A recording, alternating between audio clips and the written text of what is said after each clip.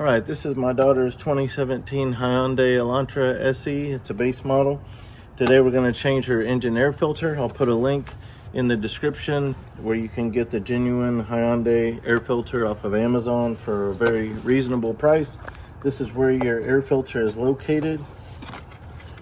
It doesn't take any tools to change this. So what we're going to do is there's going to be a clip right here. Just take it off with your thumb. And there's one right here. Gonna take that off, and then we're just gonna pivot it up like this. Okay, so I'm gonna look at how it's in there.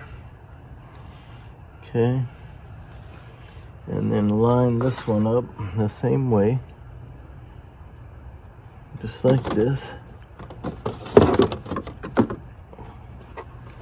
Lift this up and put this in here like that, and then these little clips right here I want to push back into there first while it's angled. So I'm going to put those in. There's one on either side back there. I want to get those in first before I push down. Now it's easy to push that clip and push this clip, and we're done. So that's all there is to it. Please check the link in the description for the air filter.